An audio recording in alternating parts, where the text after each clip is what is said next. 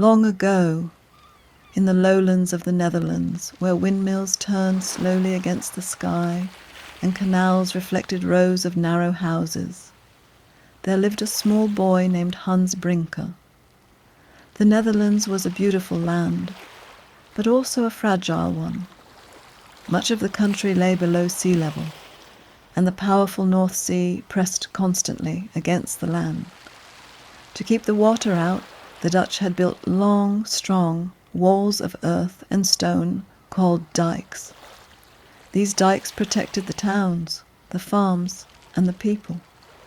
Everyone knew that if even a small hole appeared in a dike, the rushing sea could break through, flooding everything in its path.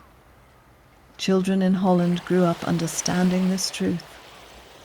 They knew that the safety of their country depended on those silent walls. One autumn evening, young Hans was walking home along a quiet road beside one of these dikes. The sky was turning deep orange as the sun began to sink. The air was cool, and the wind carried the salty smell of the sea.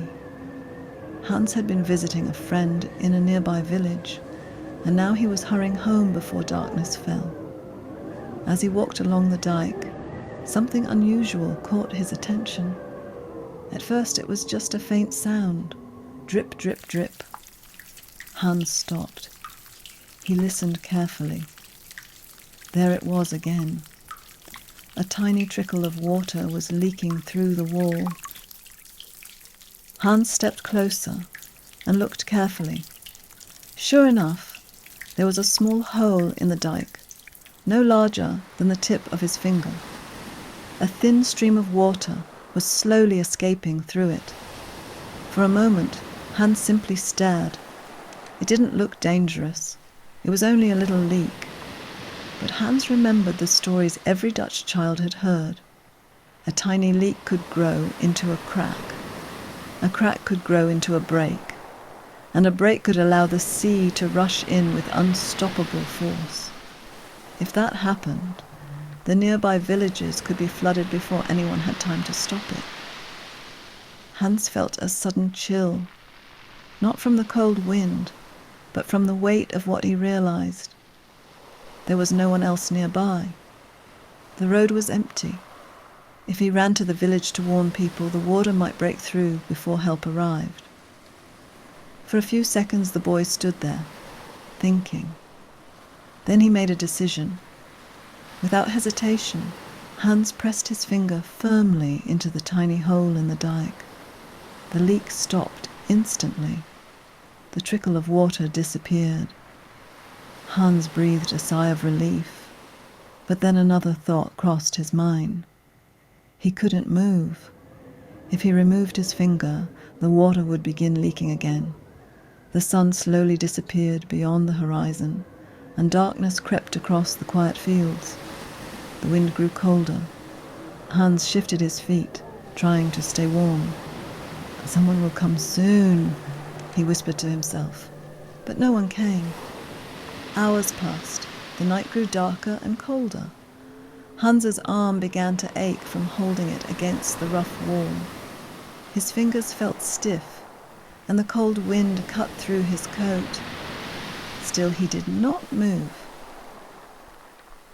He knew that somewhere beyond the dike, the sea was pressing against the wall with immense power, and he knew that if he left his post, even for a moment, the water could break through.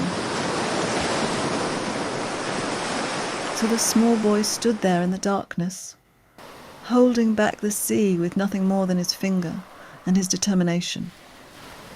The moon rose high in the sky. Frost began to form on the grass. Hans's legs trembled with exhaustion, but he stayed. At last, near the first pale light of dawn, a man walking along the road noticed a strange sight. A small boy was standing against the dike, his arms stretched out, perfectly still.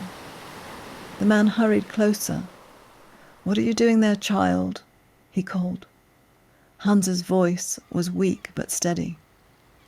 "There's a hole in the dike," he said. I had to stop the water." The man's eyes widened in shock.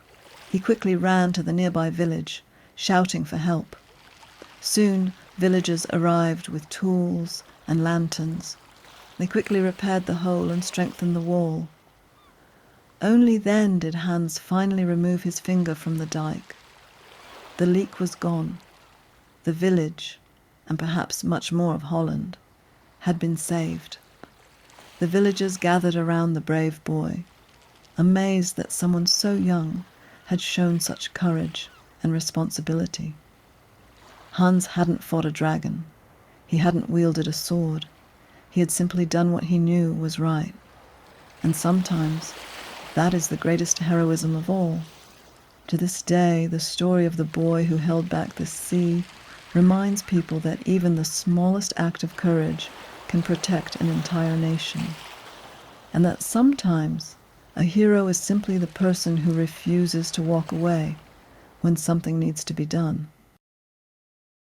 If you like this story, please do not forget to hit the like button and subscribe for more.